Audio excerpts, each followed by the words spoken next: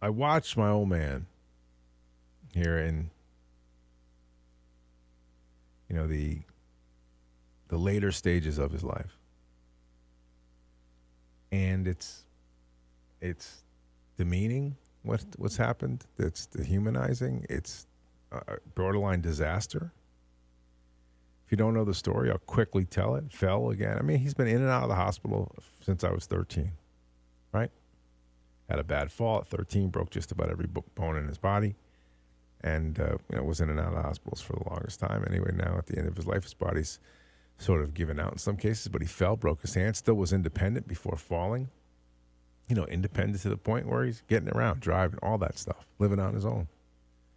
So he falls, breaks his hand. So now, because he walks with a walker, he has to go to assisted living. So is assisted living to rehab until his hand is better. Then they send him home. Now he's paid insurance his entire life, like everybody else has. So now he's been in this assisted living facility for 3 weeks, something like that. And it's like every other assisted living, it's ridiculously expensive. Like, closing in on $1,000 a day was what it cost. So the insurance is paying for that. Thank God.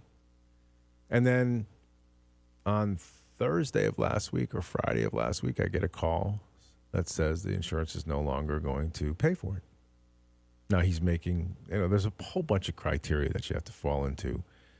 And he's falling into all the criteria.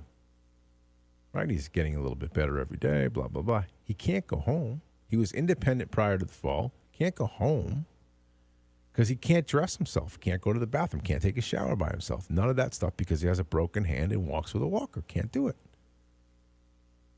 So on Friday, I get a call from the place saying that the insurance company is no longer going to pay. Sunday, Sunday's your last day. You can file an appeal, which I did. I filed an appeal with the insurance company. I was 100% sure, like 100% sure, when they saw the information that was presented in front of them that he would get an extension because he comes back with a denial. So now I'm talking to the person on the other end. I'm like, you guys are going to send somebody home who's not ready to go home, who's not independent, who's a fall risk as it is. He's going to send them home when they can't take care of themselves. That's the system that's in place right now. From somebody who's paid insurance their entire life, that's the system. So then she said, well, you can appeal again. You can go through a second appeal. I said, okay, then let's go through a second appeal. I want some other eyes to look at this case to see about it. And then she said, well, the second appeal, it's all such a freaking scam. The second appeal is 14 days. So the first appeal was 24 hours. So 24 hours, they will give me an answer as to whether or not my old man can stay in this assisted living. 24 hours. So I get the rejection. The second appeal is 14 days. I said, well, what do I do in the meantime? Well, she goes, well, you can stay in the facility. But if it's a no from the second doctor, then you're responsible for the 15 days that he's there.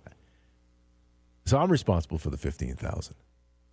I know everybody likes to beat their chest, talk about how great, medicine is in this country. I know people, friends that are in the business, that are in the money side of the business, who fight constantly with insurance companies.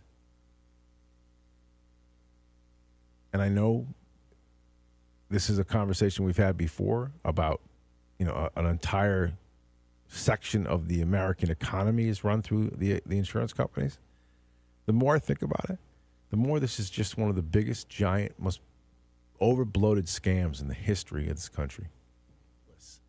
What kind of a system is that? I don't know. Like I said, I don't have an answer for you. But the one thing I do know is this ain't it. Like, this ain't it. What we have right now is not it. $60 for an aspirin so they can cover